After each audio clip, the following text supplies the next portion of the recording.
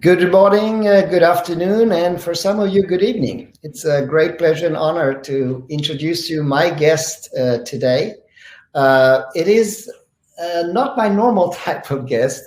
I think it's safe to say you're perhaps the guest that has the most diverse background spanning from many different sectors. It's quite impressive to see. Anyway, so my guest today is Hasan Filali.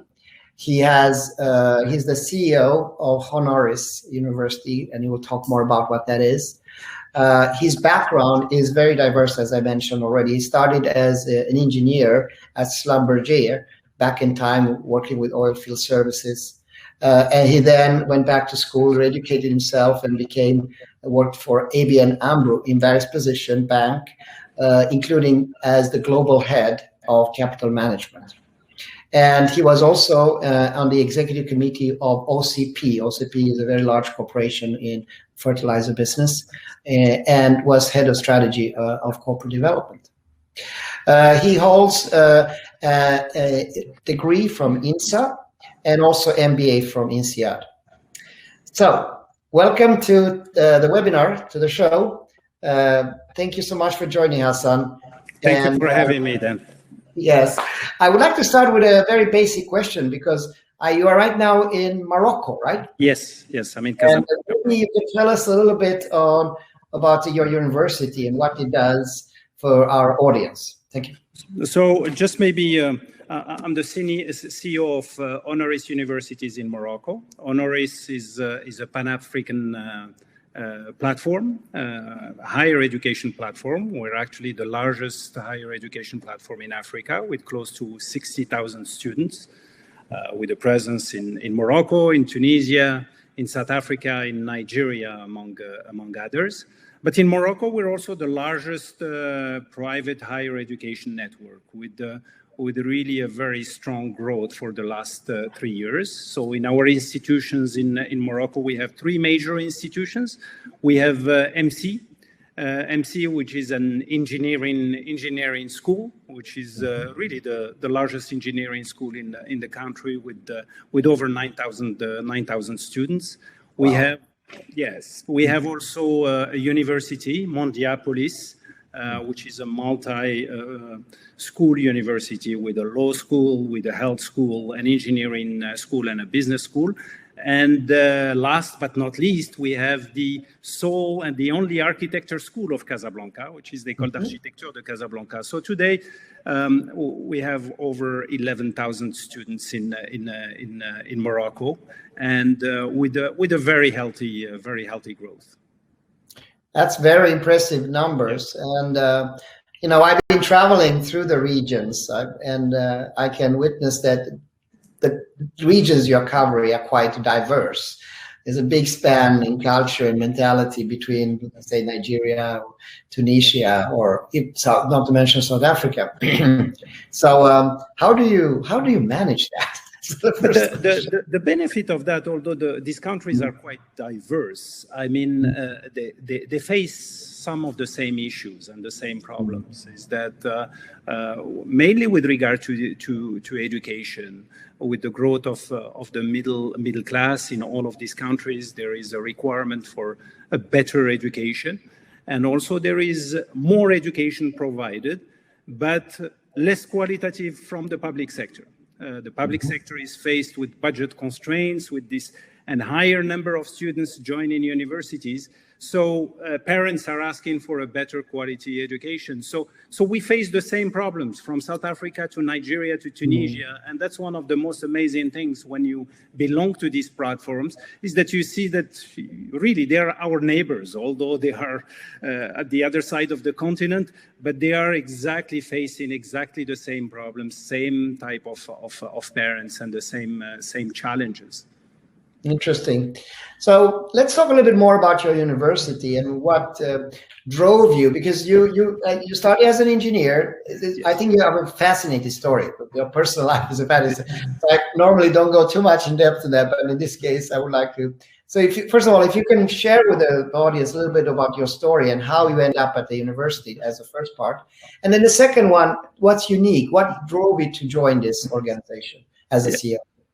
Well, as you say, you mentioned it yourself several times. I attended some of your webinars, and an engineer, you said what drives you is curiosity, and it's the same thing. I'm an engineer by training, and in any job I did, I was an engineer.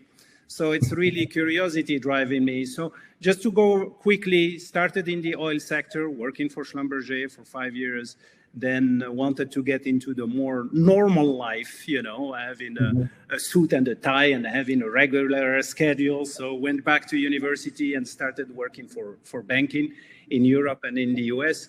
And after, you know, after 20 some years, really there was, you know, home was calling. So I finally decided to come back to Morocco, and there was a very nice challenge with a transformative project at OCP with a very inspiring CEO that I decided to join. So I spent few years there and finalized my project. And then, you know, when you come back to your home country, also the scale you're working on is not the same scale you're used to in Europe and the US. So banking doesn't have the same meaning and everything. So I was looking for something that had more meaning, and where my background could shift the needle, could move the needle a little bit, where you could contribute, where this experience can be put. And I found that the education sector, there was also a need in the education sector, maybe for a different way of thinking, for a different way of measuring value and of creating value for students. And at the same time, looking for a sector where what you do has a real impact on people, and you can, and it's tangible and you can see it. So that's what drove the choice really of the education sector, starting with the K-12, where I started you know, a K-12 group, and then joining the Honoris platform, where really it is even more tangible, because you're taking people coming out of high school and driving them to the job market with the, you know, with the having a mind of, you know, what kind of job will they have, what kind of salaries are they prepared. So that's what drove it, and it's a fascinating sector, honestly, and even more fascinating with all of the changes that we're going through, with all of the innovation and that is coming, and that we're discovering also through this pandemic. Definitely. So what sets Honors apart from a traditional university? What would be the top 5 things or top 3 things? You know, the motto of Honoris is education for impact, you know, and we shouldn't ignore that we're in an emerging market, and most of our markets are, you know, all of our markets are emerging markets. So our positioning in Morocco is really a positioning for the middle class. So we have, if you want, a pedagogical engineering that allows us also to control costs very well, to be able to provide a tuition that is affordable for the middle class. And also in growing, we have to grow with our teachers. We have to grow with our innovation, with our research and development. We went in 3 years from an engineering school at MC that had hardly above 3,000 students to next year 9,000 students in a span of 3 years. And we do it, we have to do it locally. Of course, the knowledge is international and broad, but we have also to get an appropriation of that knowledge, but create the value locally.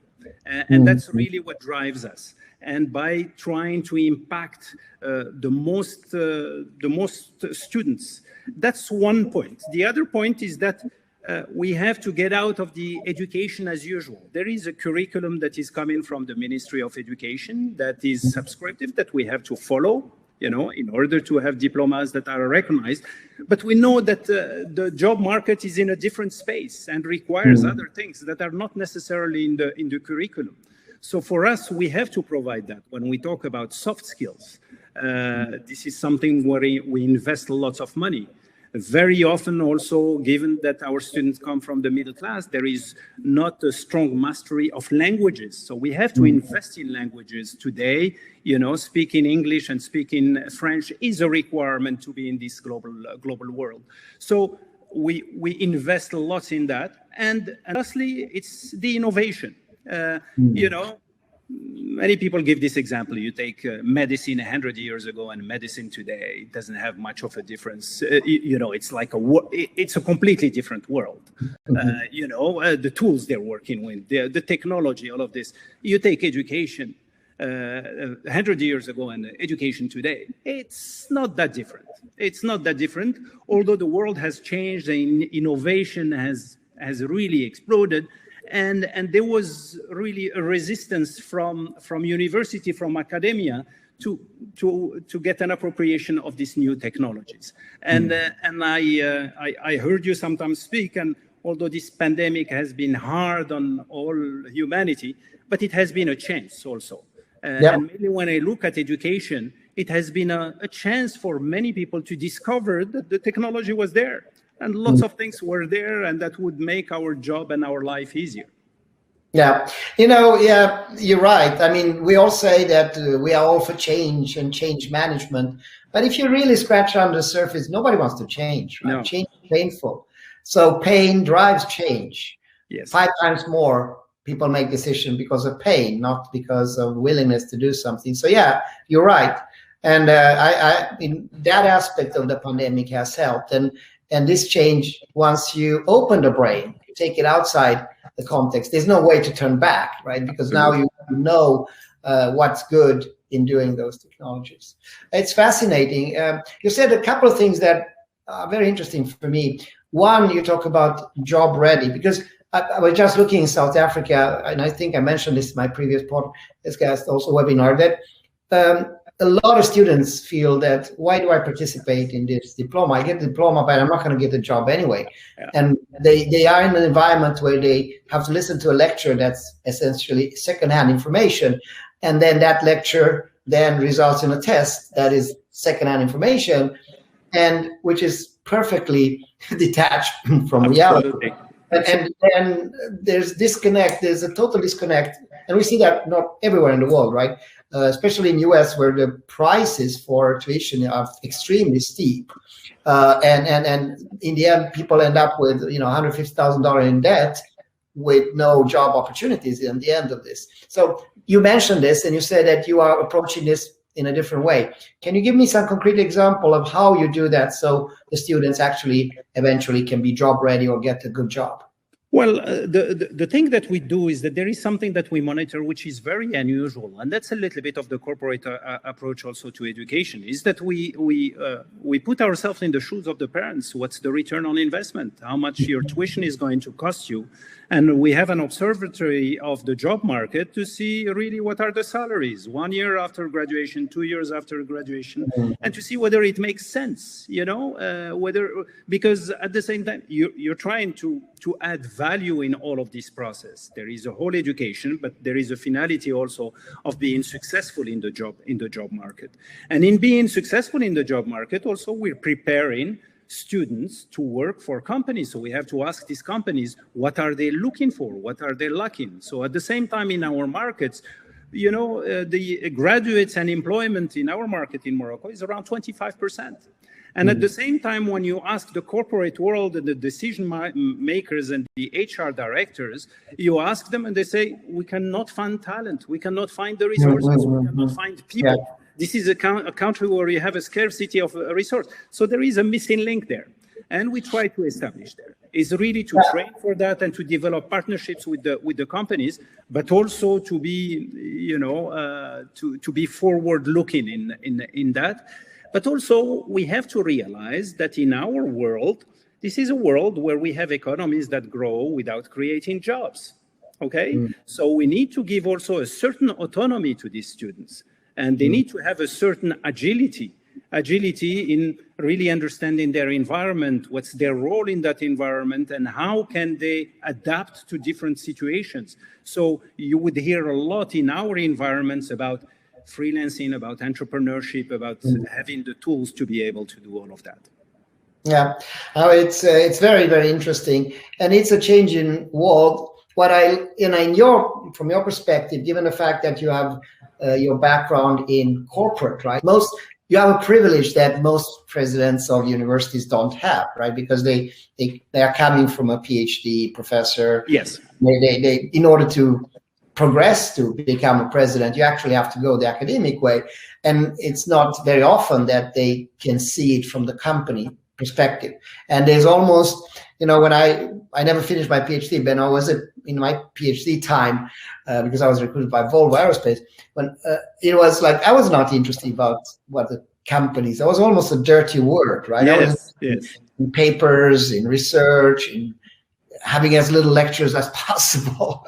So, and then you look with suspicion, and I won't say disrespect, but suspicion to companies. They're all about profit hungry, money, realistic. And from the other side of the coin, you look at sometimes academia as something, detached from reality, and they don't understand the bottom line. So that tension exists, right? Yes, and you hit it on the head, because this is the most challenging part of the job, because obviously you're working with academia. I mean, still people managing the university, the pedagogy are people with decades of experience in academia. But it's also really bringing this sensitivity that, there is a value that needs to be measured. And we cannot just work in accordance to a program and hope everyone finds its place. We have an objective, and it's an education work. It's really a cultural shift. And you can see that, academia, pretty pragmatic, very smart, very often they would understand it. And it's not about finance, about money, but it's about themselves, putting themselves in the shoes of parents that trust the universities, send their kids, and hope that they will have a great future. I'll make a couple of unorthodox statements, and then I would like to hear your view. I don't mind going on the edge. So one of my advisor, and actually he's the chairman of our nonprofit, Eon Education, is Professor Bertil Andersson. And I don't know if you know Bertil, but he was the chairman of the Nobel Prize Committee in Chemistry. He has very distinguished, had about 300 papers. He was the rector of two very, very prestigious universities in Sweden. And then he became the president in Strasbourg for the European Science Foundation. And then, and of course, giving out the Nobel Prize that put him in a special stature. And at his epiphany of career, he took a job in Singapore in a very poorly known small university called NTU, Nanyang Technology University, which at that time was 86 in the world, a backwater university that was kind of newly formed. And then in 10 years, he took it from 86 to number 1 in Asia and number 11 in the world in ranking. Yeah. And I asked him, how did you do it? I mean, that sounds like incredible. It's very simple. I took all my professors. I graded every single one. I cut at half. All the bottom half, I fired. Okay. The top 50%. And then I had budget to fill up with just top-notch people that are interested in research, etc. I closed all my lecture halls. I turned them to squash courts. There's no point to have lectures, right? You can record that on YouTube. You can make your best recorded, like Richard III of Shakespeare, the best when you were in the best prime, and that's the one the students listen to. And then what we did a flipped classroom. We used iPads. We create problem-based solution. So I said, that sounds wonderful. For me, like an engineer. I mean, it's never wonderful to find people. Yes. That is brutal, but change is painful. Yes. So then it's possible, right? So when I look at the Asian model, so to speak, whether it's China, Singapore, South Korea, it's very brutal, right? It's top managed. The president has a lot of power. Yes. And if he or the governor says, this is the way we go, this is the way we go. There's no other second opinions. So let's go to the American/European model and take the nice universities like Imperial College, or you take Stanford, or maybe Harvard. There are small kingdoms with super powerful small kings that protect their turfs with weapons, and the most brutal and vicious career fights that you'll ever see is not in industry, is in academia. And these people, the president is herding cats. He's powerless. He can try to create some type of, but he or she cannot do a lot, right? And these people, many times, I'm very nasty now because I have a high appreciation for those. I'm not saying it's wrong.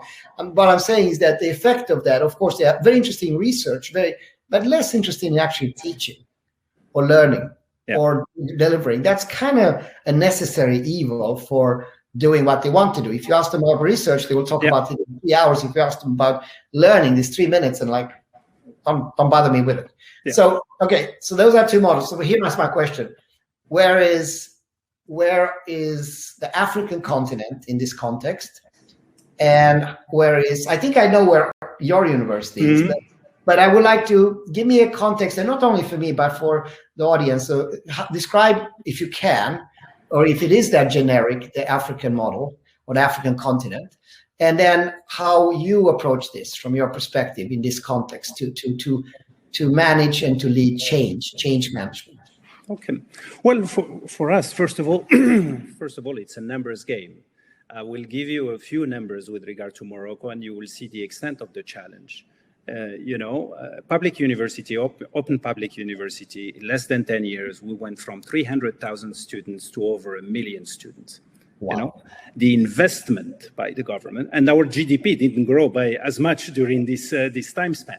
So you can understand that the investment didn't change a lot. So if you want, the number of seats didn't increase, the number of teachers didn't increase, but the number of students just exploded. And why is that?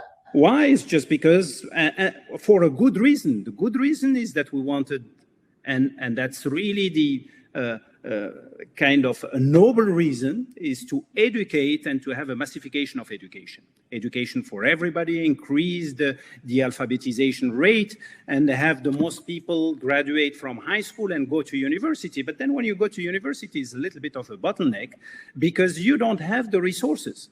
You don't have the resources. And then once you're faced with that, and I'll give you, because even when we talk about the private sector in Morocco, the private sector in Morocco only represents 5% of higher education. Wow. 5%. It's a drop. It's nothing. But still, we have these people that go to university, that did all of the efforts. We ask them what to do.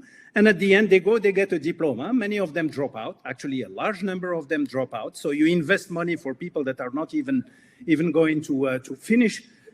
But for the ones that do not drop out, at the end of university, they don't have a job.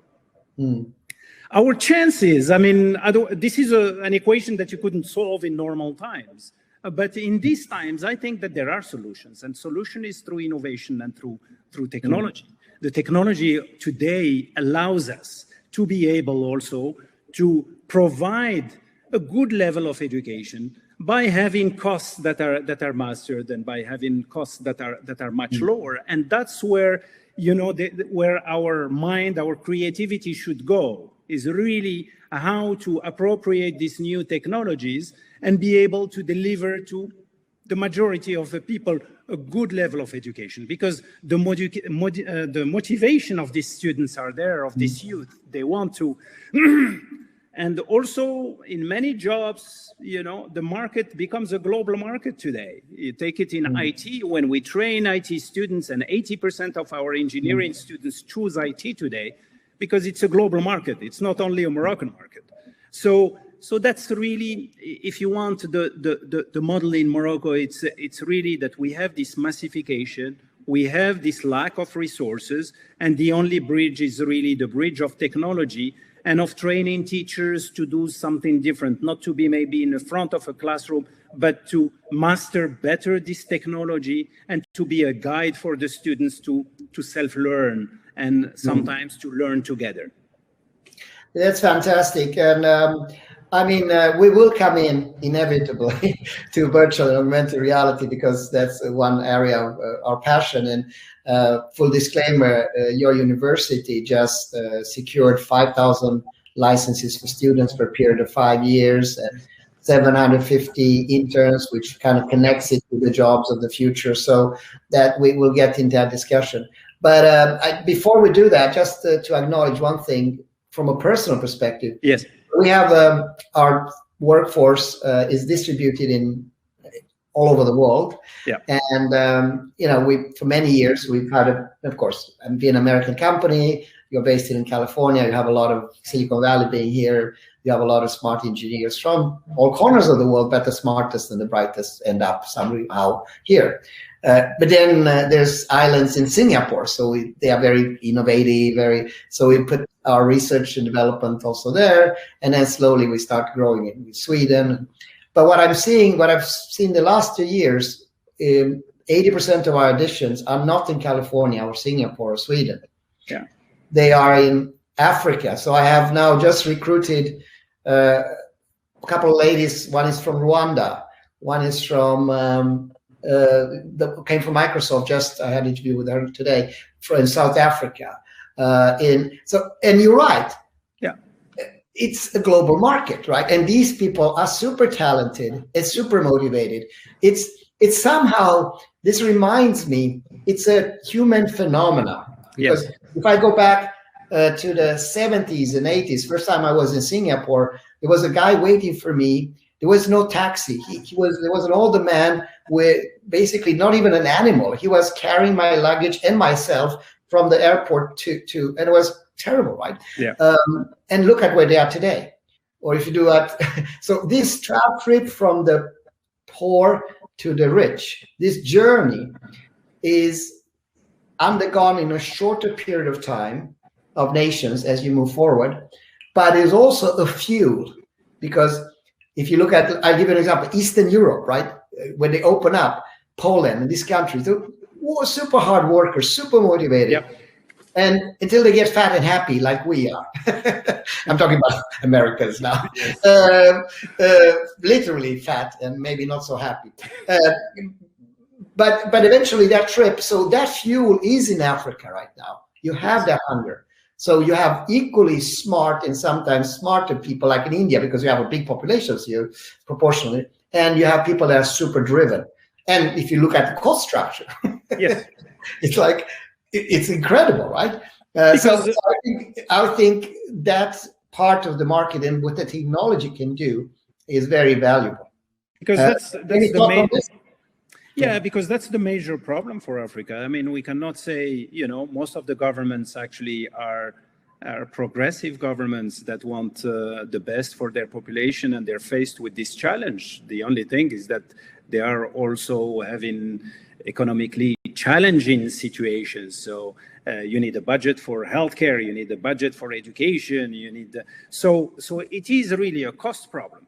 It has a lot. It is a cost problem, but for the education, what goes with this cost problem is it goes into a governance problem, and it's two of them. So, because to solve the cost problem, I think the technology offers some solutions. We don't know what are these solutions because everyone is trying them out. Everyone sees that there is, there is some hope. There is a light at the end of the tunnel. It's promising, but it hasn't been proven. But at least it can deliver. But at the same time, if you want to adopt them, you have to review the way of doing things in terms of the way you educate, the way you use teachers, because the same thing, you have a challenge with regard to teachers, doctors, PhDs. The good ones, it's a global market. So you get competition that is globally for all of these resources. So that's why I find that the technology offers us some hope, both in terms of quality, but also in terms of cost. But there is an effort that needs to be made with regard to trying things out and making them work, and to adapt them to the local situation, to the local context. Yeah, no, you're right. Listen, a lot of people now when we come to the virtual reality part. Okay, we'll come to virtual reality part now. And I promised you a little surprise. So what I'm going to do is I'm going to share some new things. Sure. Actually, some things that I shared in some past, but I also have something special that nobody else has seen before. So I'm really keen for a smart person like yourself to see what you think. And it's not very beautifully presented, so I apologize for that, but I think that the context is probably okay. So I'm using some slides. Do you see my screen? Yes. Okay. So let me just see if I can go to that. So the first part is kind of a short version of what I shared last week, but I'm just traveling right now to this week. I'm traveling to Ecuador, to Bahamas, to Jamaica, and Brazil. And Brazil I take last because they have so much COVID. So once you're there, you cannot go anywhere. I hope they accept me back home in California after this. Anyway, so I'm talking with ministers, heads of state, and the topic is actually metaverse, right? And I'll explain in what context. So the idea is how to use this technology to create merged XR environments, to add digital twins in reality, how to do spatial meetings, meaning to teleport yourself to a real place in real time, and how to create this campus of the future, but how that can impact citizens and enable cities. And rather than showing this very posh Hollywood-like images, I'm very concrete. So the first thing I'm sharing with them is what the XR can do, and you know about it. It's the ability to import data, bring it to life, and publish it in different contexts, where this is used both in education and outside education. For example, I mean, among our customers, we have customers as Boeing. We just got the 4th contract now with the US Air Force that I think also awarded $21 billion contract to Microsoft for their headset. Energy, we have big problems here in California with the because of global warming, in my opinion, for power failure because of the heat waves we experience, working with laboratories for preventing any leaks, working in emerging economies with helping, basic skills, or working in places like Spain with helping students to program robots, not to play ping pong only, although you can play ping pong with the robot, is more to actually help to manufacturing, or working with hospitals for healthcare to decrease stress and anxiety with pediatric patients that are undergoing, very, very sensitive interventions. Or you mentioned architecture. How do you design for safety and security?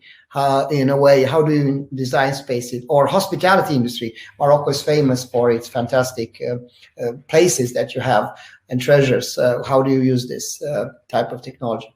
So that's the existing product. That's what you know. So what's new? There's 2 elements that are the building blocks of what we call the knowledge metaverse. And the first one is when you bring digital environment, digital data into the physical environment. So essentially that you are able to use the phone, this phone here, and I can show you just a second. So I can, one issue we used to have before is that it took a lot of time to create models, right? And we have a library to use in order to save a lot of time. But what we've done now is that we also embedded the capability to do a digital twin. So if you can see my screen here, I'm actually scanning this room right now. So, and you can see the scan. I don't know if you can see me in the camera. It's actually a scan that I created in about 6 seconds. And this scan is a digital twin, right? Once I have a digital twin, I can overlay the digital twin in the real environment. So I took a scan of my boiler. I took that as an example for the energy sector, and then I overlay it. And now suddenly, when I find 5 points, you can see that all the annotations that I created in the digital environment are now superimposed in the physical environment. And it also senses things like proximity alert, right? If I'm getting too close to a hot pipe, even if I have the phone in my pocket, I don't hold it in front of me. By the way, everything you see here is using just your regular phone, nothing else. The other thing we're using artificial intelligence to inject knowledge into this environment, because it used to take quite a lot of time to embed images, memos, voice, videos into these annotations. So let's take an example here. So if I see expansion tank, I may not know, because I'm not a specialist in this area, that what hydrojet is, right? So I will never be able to name it. But because we are using a link to Google Lens, which is artificial intelligence, by holding your Eon application against that, it uses Google Lens to identify what it is and give you a matching image. And once you got the matching image, you have the name associated with it, hydrojet. Once you have the name and you know the name of the application, which is a boiler, then AI can go to work and find things in the reality. So find the necessary things.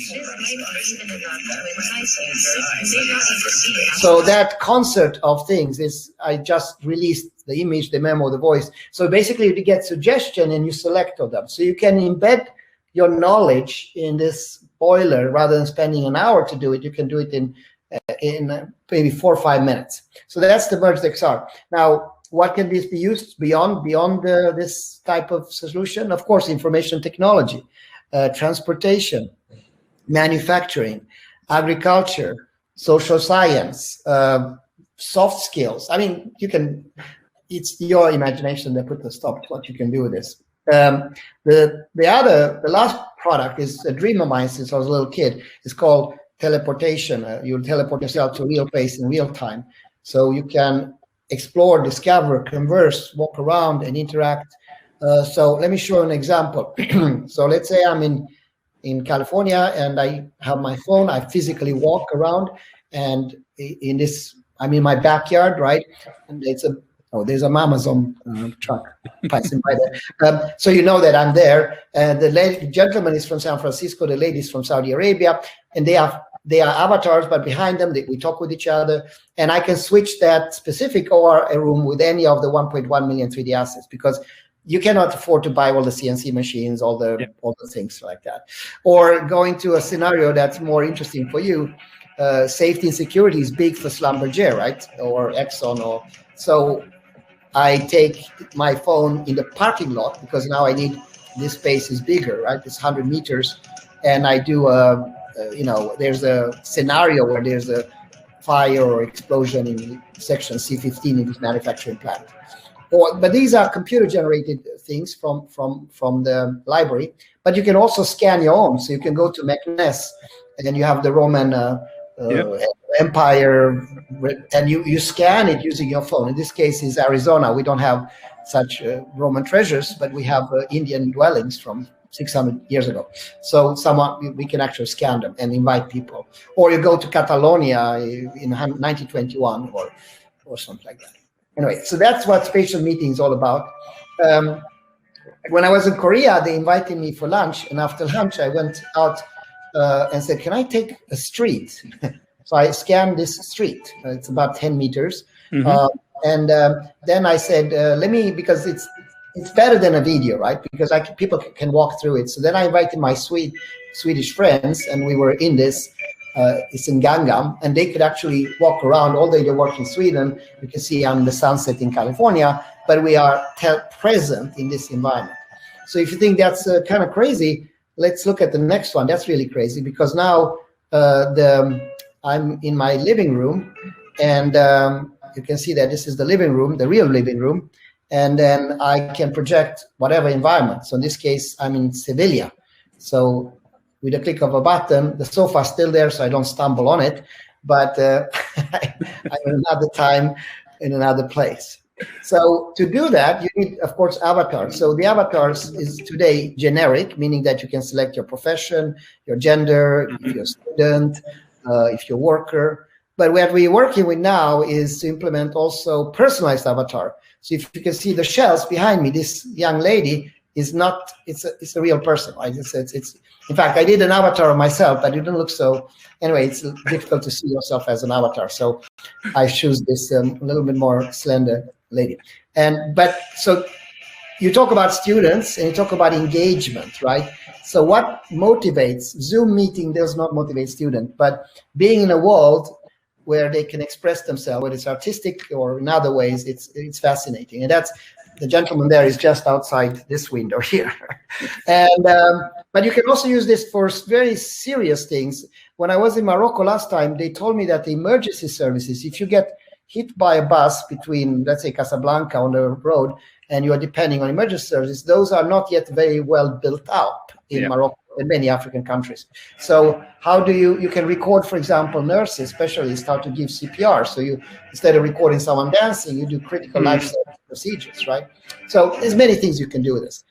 Anyway, I'll skip all that because but what I want to share with you is a dream, and I'll go to that directly. Using this technology, what you want to do is to, and this is the global competition that I was talking about, and the idea is to create experiences. I mean, 10 years from now, we will look back at this time and say, you know, it used to be a time and a place when YouTube, we were enslaving students in a frame where they had no liberty to go left and right. They were captured in those little screens and they couldn't do anything, right? Where the metaverse enables experiences you can explore and expand and learn and really utilize your curiosity beyond whatever the person captured.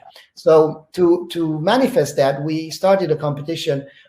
It's around the globe, whether it's in Toronto or Rwanda's market, to create those experiences. And you can see that they are literally from Bangalore to Malibu to, this is Bangalore, by the way, and build those pieces of puzzle to build the knowledge metaverse. Okay, it's a very ambitious project, and of course, a small company like ours couldn't do it alone. Yeah. But we are not alone.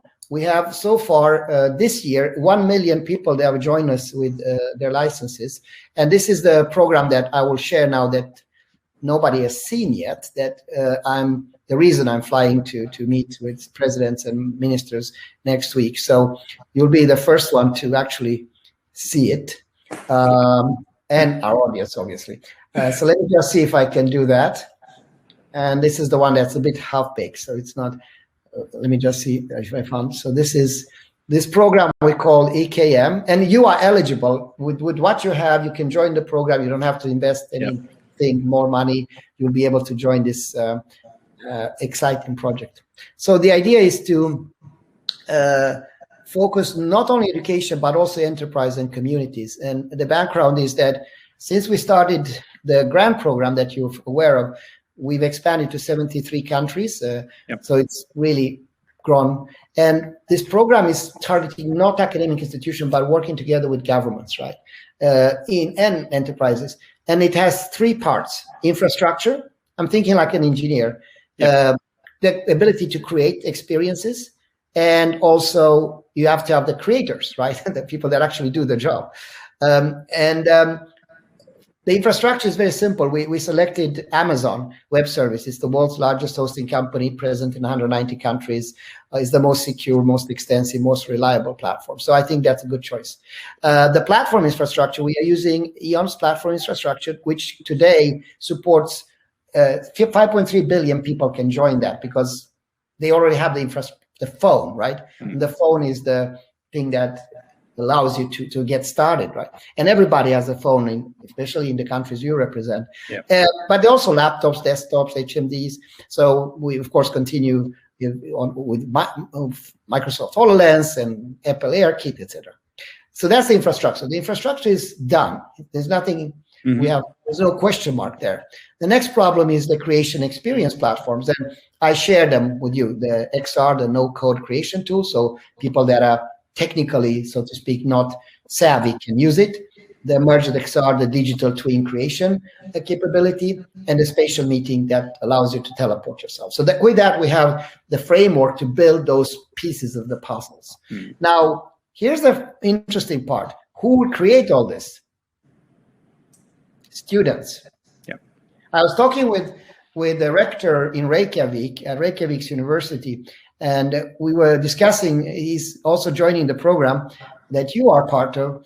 And part of their approach is to do, they are very small country, 375,000 people, right? They have to be extremely focused on jobs and what you do with your skills, right? Because, you know, it's not like there's a huge market. So one of their industry is aluminium smelters. Those are highly require a high amount of energy, and if you have volcanoes, you have energy, right? So boundless energy. But they are also very dangerous. So a lot of people get hurt, and some people even pass. So they will starting a project now. We're starting a project using this for the purpose of students, as a part of their education, go to companies, create digital copies of the environments, and to create that proximity layer with safety.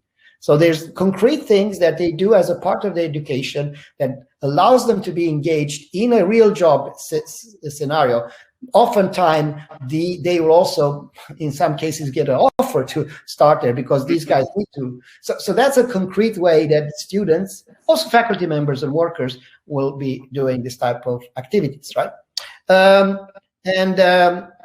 Anyway, so that's kind of the big idea, and I'm super excited, the implementation plan, how you can do it.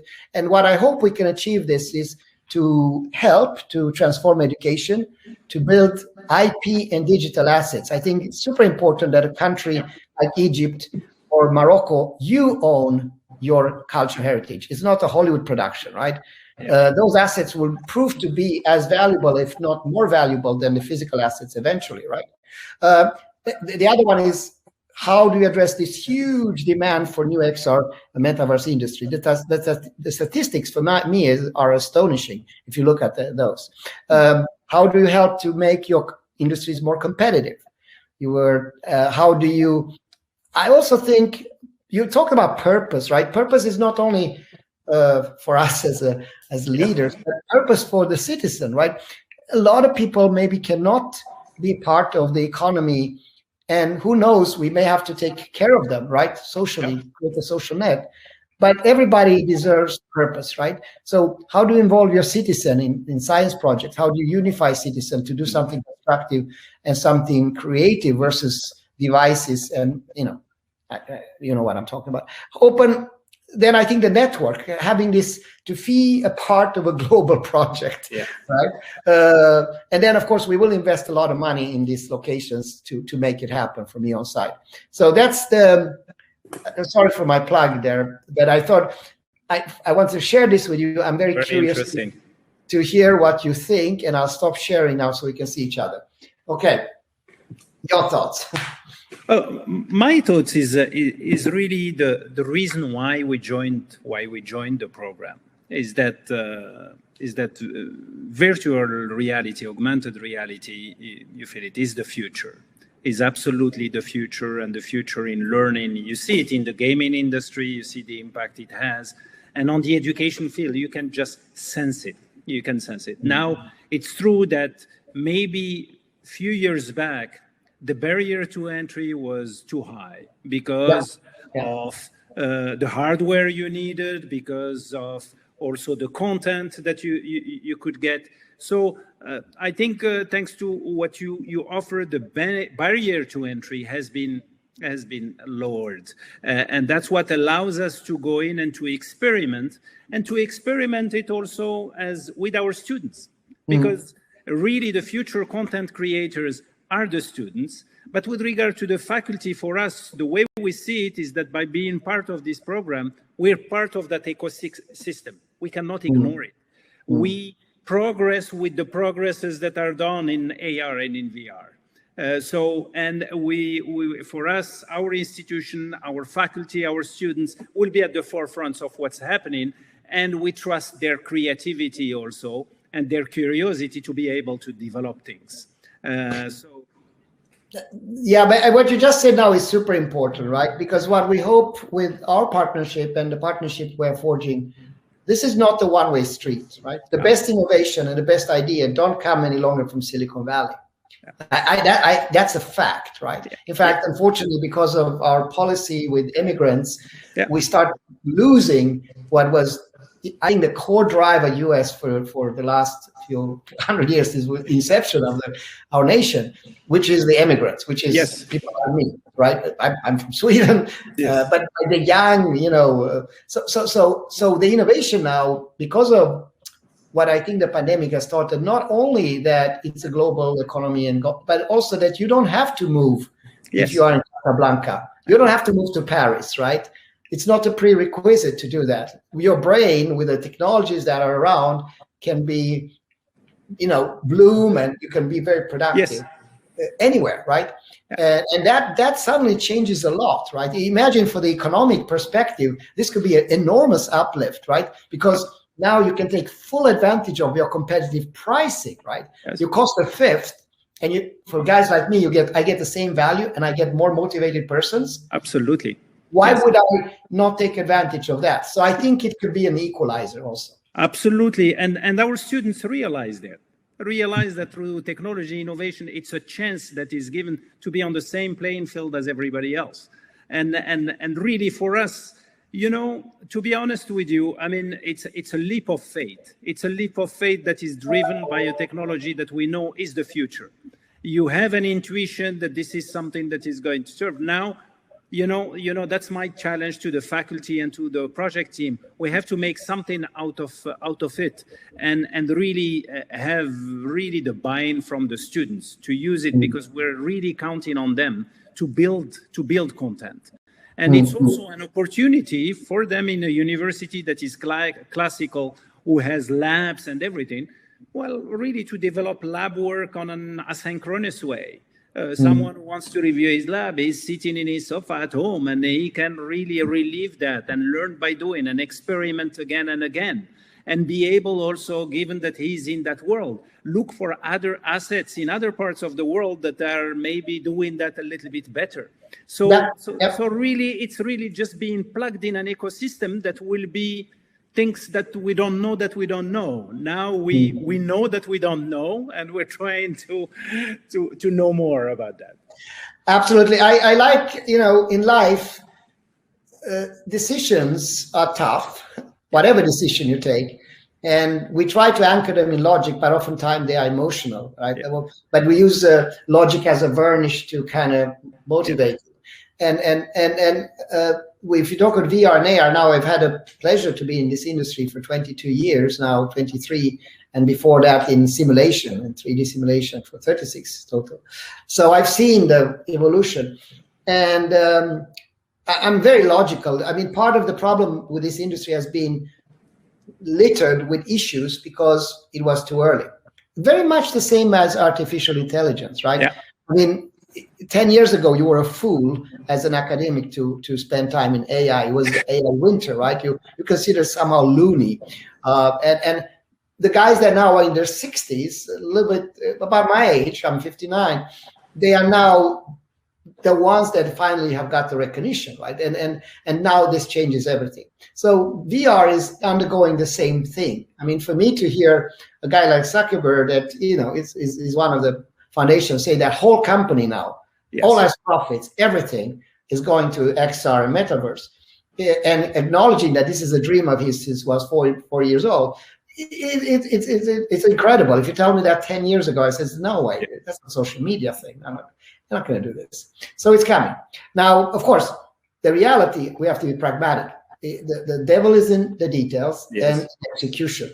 So I think the key here is to engage the students. Yeah. Because the students, when teachers and faculty members realize that this is actually a way for them not to add on the Zoom and all the other, my God, you're coming now with XR. I just struggled to move my classes to Zoom. Yeah. And when they realize that, wait a second, do you tell me now that I can record myself, give a task, whether I learn about combustion engine or whatever, and then they have to do it, and they have to present it to me, and I can then use my mentorship skills to guide them in this process. So I actually get a relief, stress relief, and do less. And the students learn better by doing. The Confucius, yes, that's when they get that, that's when we get excited. So I think part of what we like to do together now as the new semester starts is to do a couple of maybe webinars, activities like we're doing today. Feel free to share what we recorded to get the students excited, get them on this competition that we have globally. And because once you start that, and also the 2 new products that I'm describing, you're going to get access to them in the end of August, so you can start using and contribute to this. And I would love to see not only engineering, archaeology, right? Well, architecture. architecture and health sciences actually in our project team, because we're just starting to work with Eon on this program, and we have really the teachers kind of training. So we have faculties from different schools, from the architecture school to the health school to the engineering school. So for us, very often we talk about engineering, but there are lots of other applications also for the other fields. Absolutely. I had two questions that let's go back to a little more practical things. So for people that would consider to join your university, could you share us a little bit about your practical aspects, like tuition fee, what level they are at, depending on country? Is it something you can disclose or is confidential? No, this is something that we can disclose. By the way, you know, our tuition have not changed in the last 10 years. Wow. You know, and when they have changed, like for example for the university, we brought them down because, as I said, Honoris is about education for impact, and impact is trying to be a provider for a large number of students. So that's why, you know, our tuition is adapted to the socio-economic environment. Because, you know, in America, we pay, if you want to go to Ivy League, one of my sons is actually both of them is, you know, $50,000 to $70,000 a year. Yeah. Well, here, just to give you an example, and it's really just even for Moroccan standards, it's low. Where like tuition is $4,000 a year, and this is for an engineering degree, which is 5 years after the getting the living high school. And really the pride is that the employment rate is very high, and that our engineers, you know, we've never had this problem as, you know, the last 2 to 3 years. We have lots of heads of institutions like banking, IT service industry coming to see us and telling us, send us your students just for internships. We know that they will leave afterwards, but we want to at least to use them during a year or two after they graduate. Because most of these IT engineers, as I said, the market is global. So they get hired to go to France, to go to the UK, to go to the US. And that's really the pride. And it's also, as I told you, this is a middle-class population also. So there is lots of pride in that uplifting. By the way, it's a little pitch here because I'm interested. I'll put you together with Anna, our head of marketing, HR, sorry, not marketing. Yes. Because we are looking for interns at the moment. And the difference between us and others is we don't want them to move to Paris. So we want them to stay where they are because the markets are there, right? So well, you're welcome. Then we can, and we are looking also for people in places like Nigeria, which you see is great growth market, and so that's something we can talk offline on. Listen, it's been I was looking at watch, it's 57. Wow, we spoke 57 minutes. It was exciting. We could have go for another hour easy, but I know that it's late afternoon, and I want to thank you so much for this. Any final thoughts before the last 3 minutes? And I always ask this question. Let's say we have this session again in 2031. How will education at your university be 2031? Well, I hope that the education, but we're in a nice process of doing that. Will be you know, adapting all of the innovation that exists here. We still need and we depend a lot on the faculty, but and the experience of the faculty members. But they will have a different role. I believe that also with technology. It will make students closer to the job market because they will be able to experience things before they go to the job market. There was a whole generation that learned the job when they started working. Let's be clear about that. You know, they didn't learn it at university. They learned it actually. A university gave you a label, but then you learned the job on the job. So I hope that the students, you know, will adopt technology and will be more work ready. And I hope also that by the university being innovative, if you want, the link between the university and the students once they start working will never break, and that they will be coming back. There will be continuous education because there will be innovation at university, and innovation that is not in the search of research and development, but innovation that is also quite practical. That is quite. Can you imagine, just with regard to virtual reality, augmented reality, with the student getting all of that experience through his curriculum and going to work, he will be a force of innovation, of proposal within his own industry. And it will be a source of innovation. So that's what I see. But very optimistic with all of the innovations and the artificial intelligence coming in, that this will benefit the education sector. Absolutely, and I do think that those are intertwined, right? Artificial intelligence, IoT, IR. One area that I find very fascinating, and I think will be a big impact 10 years from now, is the fact that in these environments, every move you make, every step you take can be captured and analyzed and assessed. Very much the same way that we do with pilots today when they land. You have a debriefing, and we can capture in an AR and VR 2 million data points in 20 minutes versus on a flat screen, which means that if you're willing to share some of this information with potential jobs, so let's say someone in Morocco is looking for nurses. Yes. You'll see that there's 636 students that top at their procedures, not just at top rates, but they actually deeply understand those procedures in a way that, so that link the jobs instantly using artificial intelligence, not for TikTok, not for hooking people on cheap thrills, but to create that link between what is required in the market and what those skills those young people have. That I think will be a very exciting thing. Listen, we are 1 minute after time. I'm sorry for that, but I really enjoyed this call and the discussion, and I look forward to continue our partnership. Thank you, Dan. Thank you for having me. Thank you. Okay. Also, all the best. Bye-bye.